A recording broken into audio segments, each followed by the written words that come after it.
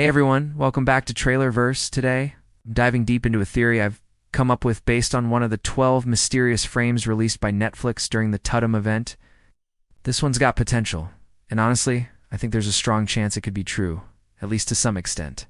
Before we jump in, make sure to drop a like, subscribe, turn on those post notifications, and join the Trailerverse community. In the teaser, we see what looks like a massive vine-covered wall in the Upside Down. There's something embedded in it. Maybe a creature, an egg, or even a body. Eleven and Hopper are staring at it, clearly disturbed. Here's where my theory kicks in. I believe Vecna is behind this wall, building his army. An entire empire hidden within the Upside Down. The wall is his barrier, protecting him from Eleven and the gang who are now infiltrating the realm, searching for him. That egg or shape on the wall, it's a hint. It might be the beginning. A monster hatching, a new creature, or even something symbolic of Vecna's growing power. There are three main theories I've thought of. The dragon egg theory, remember the three-headed dragon Will painted? Could this be its egg? We've seen D&D-based creatures manifest before. This could be another one. Reincarnated human theory, some think it resembles a human torso and head. Maybe a vine-wrapped body like we saw with Will or Billy. Could it be a resurrection? Army hatchery theory, maybe it is just one of many. A sign that Vecna is hatching creatures in bulk. When the wall comes down, it's war. If Vecna is building an army, what does that look like? Demodogs, Demogorgons, new monsters, the Mind Flayer, possibly illusions, or resurrected versions of Eddie and Billy. And maybe a three-headed dragon. It's terrifying to think what kind of chaos that army could cause. And then there's Will. He might still be connected to Vecna. Maybe his dragon painting wasn't just imagination, but a vision from Vecna's mind. Maybe Will won't control the dragon. Maybe Vecna will. We already know Vecna is evolving. He's going to look different and be more powerful in Season 5. The teaser images weren't random.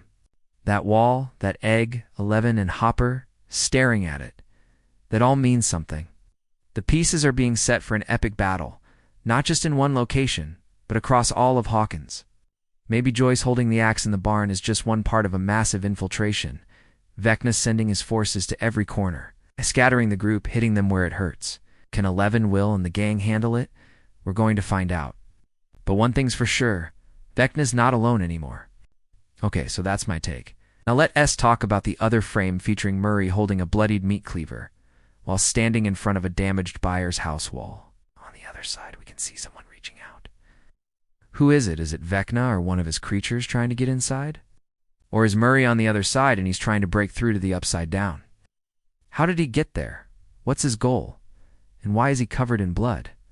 It feels like he's just encountered something gruesome. It almost looks like there's teeth marks on his arm as well. Whatever's on the other side seems to be trying to grab him.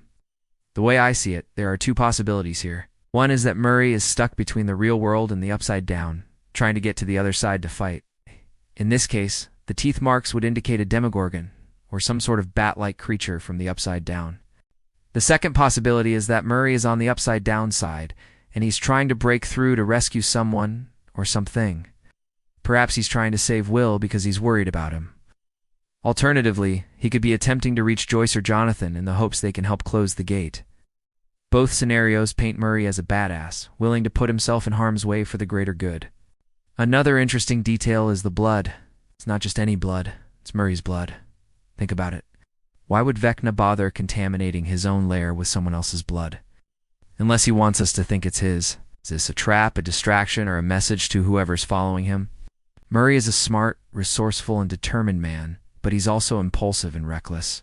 He's not afraid to take risks, and he's not above using violence to achieve his goals. However, he's not a fighter by trade. He's not a warrior like Hopper, Steve, or Eleven. So if he's on the other side of the veil, he's going to need backup. Fast. He probably won't survive long enough to get to the other side on his own. We have to wonder, will Murray make it out alive? If he does, how will he bring anyone back with him? And if not, who will step up to take his place? Will Joyce or Jonathan answer the call? Let's move on to the image of Max sitting on a couch, seemingly oblivious to the chaos around her. She's the only person in a domestic setting, which creates a jarring contrast with the other images of violence and destruction. Everyone else is either fighting for their lives or hiding in fear. What's going on? Why is she not reacting to the danger? And why is she specifically placed in this frame?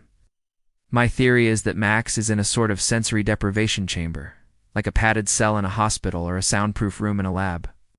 She's isolated and unaware of what's happening outside. It's possible that she's being held captive and experimented on by Vecna or one of his followers. Maybe they trying to use her as bait for 11 or trying to extract information from her about her friends and their plans. Or perhaps they simply trying to keep her safe from the impending doom that's about to befall Hawkins. Whatever the case, it's clear that Max is in a vulnerable position and she needs help. But with everyone else preoccupied with their own problems, who will come to her rescue? Will Lucas or Erica be able to find her in time? Finally, let's discuss the image of Nancy holding a gun and looking determined.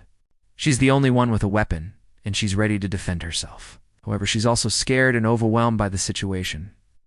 Behind her, we can see a clock with the hands pointing to 4:04, suggesting a sense of urgency and doom.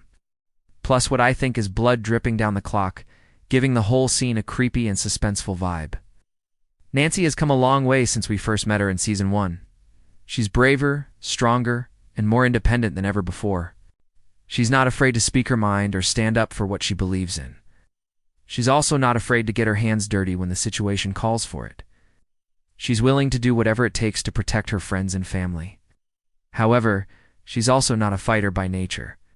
She's not as skilled with a gun as Steve or as fearless as Hopper. So if she's facing off against Vecna or one of his monsters, she's going to need some backup fast. So what's your take? Do these images reveal a bigger picture? Are they just red herrings? What do you think they mean for the characters involved? Let me know in the comments below. And do not forget to like and subscribe for more updates on Stranger Things. Thanks for tuning in, and I'll catch you in the next one. Peace.